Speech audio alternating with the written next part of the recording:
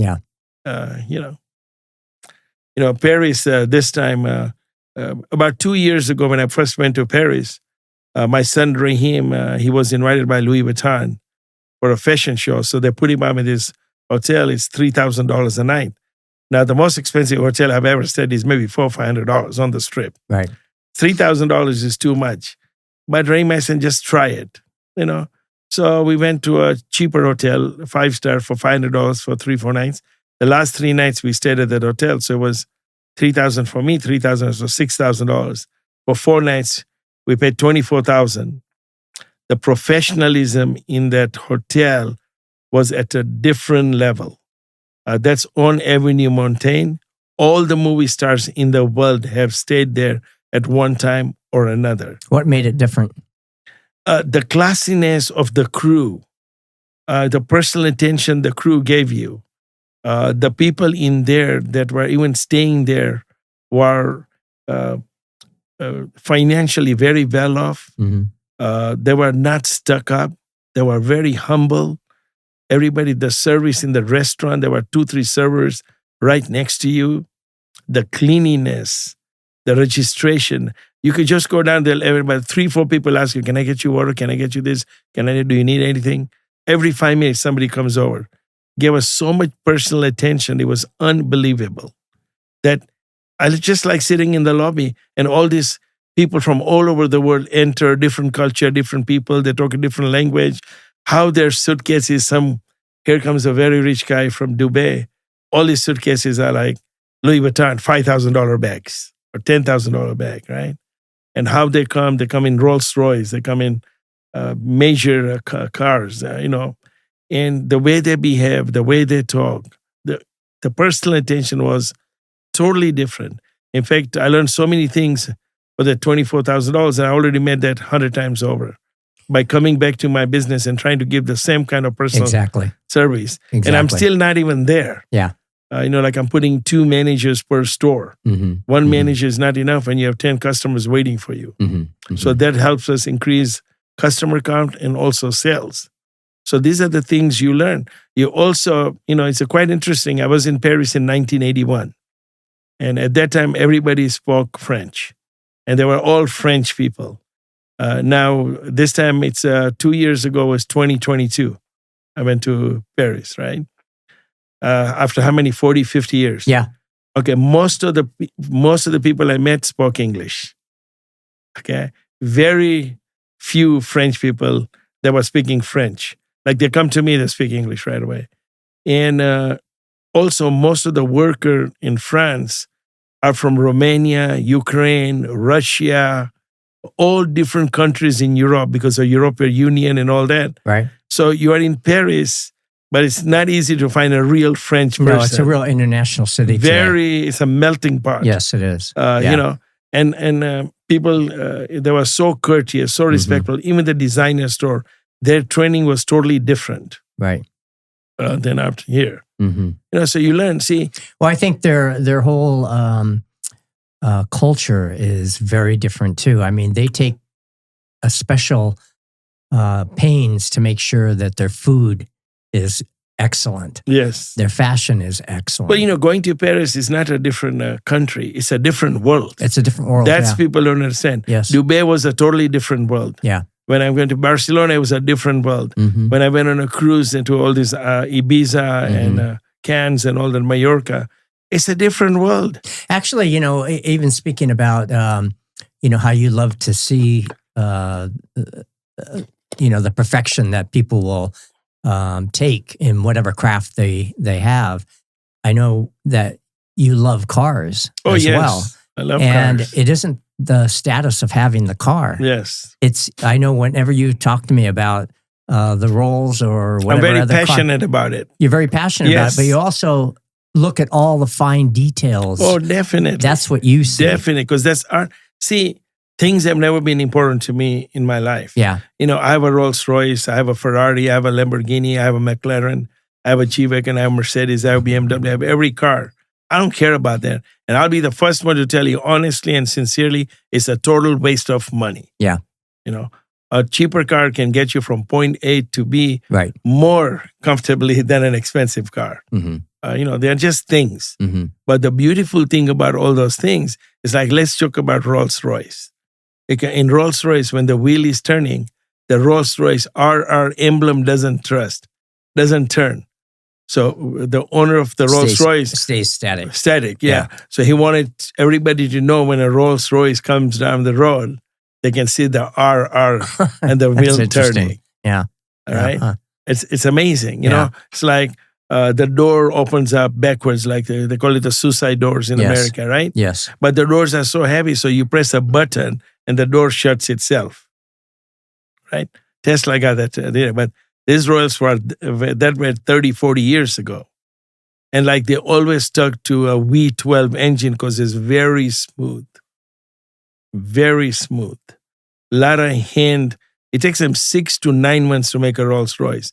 It takes maybe 2 days to put a Toyota or Chevy together. Yeah. So a lot of different features. Well, that's what I mean. You always look at the quality. Oh, the Rolls Royce emblem that pops up. Yeah. That was one of the most stolen emblem in the world. People wear it as a pendant in their necklace, right? Mm-hmm. So Rolls Royce, before the emblem would just sit there. Now when you start the car, it pops open. And when you shut the car off, it pops in. But if anybody tries to snatch in, it'll snap back in right away and take your hand with it. Wow. You see what I'm saying? So your advice is not to try to take it. How they use the leather and how they use the... And it's so funny. I've seen Rolls Royce go down the street and all that. I never imagined as a teenager I would ever be able to own a car. I was a teenager in New York City. Your first car was a Nissan, wasn't it? Yeah, Nissan B210. At that time, it was not even called Nissan. It was called Datsun. Datsun, yes. Yeah, yes. B210. Yes. The whole car out the door, brand new, was $2,600. And I couldn't afford the payment of $40 or $50 a month. But what I'm saying, I never dreamt of owning a car in New York. Never. Right. It was, listen, if I would even think about owning a BMW, I think I'm stupid. What am I thinking about? I'm hallucinating. It was impossible. Like for me, ever thinking I would own an apartment, impossible. Now I bought and sold over 100 houses. Yeah. Or owning a business, it was like unheard of. It was that, just nobody thinks. In America, what I love, nothing is impossible. Nothing is impossible.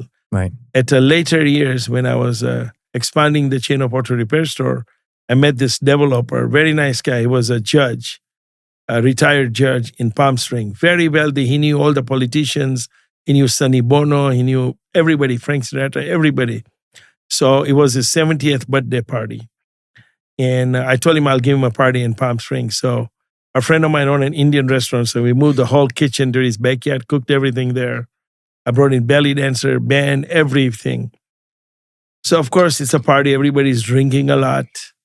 And everybody's a little bit drunk. And I was maybe 23, 24 years old. I was about 26, 27 years old. So all of a sudden he said, Shafik, come over here, say something. And I'm in front of a mic with all these rich people. And the only thing I said was, I wish all Americans realize that being born in America, you already hit the biggest jackpot in the world. Yep. Cannot get any better than that. Mm-hmm. Then everything is in your hands. You go to school, you don't go to school, you work, you save money, you make money, whatever you want. You want to do drugs, you want to do alcohol, you want to make money, you want to go to school, whatever. Nothing is impossible in America. And a lot of people don't realize that. That's why it's very important for a lot of Americans don't travel. Going to Mexico is not just traveling. Go to Europe, go to Australia, go to Africa. Expand. Yeah, go to different part of the world. Mm-hmm. And a friend of mine just visited me from Germany. Her round trip ticket from Frankfurt, direct flight, it was only $600. Exactly. Only Exactly. $600. It's not that expensive. It isn't. Yeah, you can go into a $3,000 a night hotel like me and be a fool, or you can do the whole trip for under $2,000. Yeah. I mean, Chris, you travel the world exactly the most economic way you can. Yeah. And you've seen, 47 countries? Yeah. Mm-hmm. You know what I would love about Chris? He's been to 47 countries. But I took him to a country after knowing him for 30, 40 years that he has never been to. Yeah, that's right. Well, I've been to Mexico, but I'd never been to Cancun. Cancun, Yeah, see? I hadn't been there before. But there are wonderful experiences that you have when you go overseas. Oh, And definitely. you visit other cultures and other ways of doing things. Of course, today it's very different in the sense that years ago when I used to travel, you would have to change your money, or you would have to learn a language, or Yes. that. Today it's different. With the Today you take your technology- credit card with you in English, and that's all you need. That's it. And not only that, the social media that you have with the palm of your hand on your cell phone. Yes. Uber, restaurant, how far, Tours. this, everything is right there in Yep. your hands. Yep. So, Yep. the world is becoming smaller and smaller. Listen, Yep. I wouldn't be able to travel with all the businesses I have. Yeah.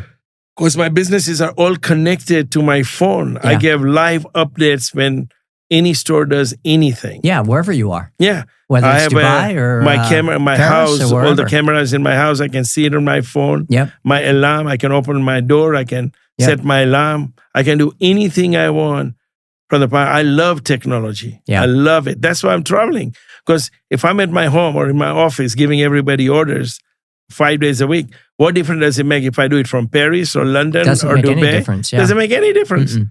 And a phone call is a phone call. Yeah. Not only that, And but you instantly get the other person on the phone. You can even videotape, right? FaceTime and all that. yeah, exactly. Like years ago, you have to go to a post office to use a phone because the whole city doesn't have phone. And you book a phone in advance, 3 days, 3 weeks to call a certain country. Yep. And there's a good chance, 60% chance when you call the other country, their phone's not working.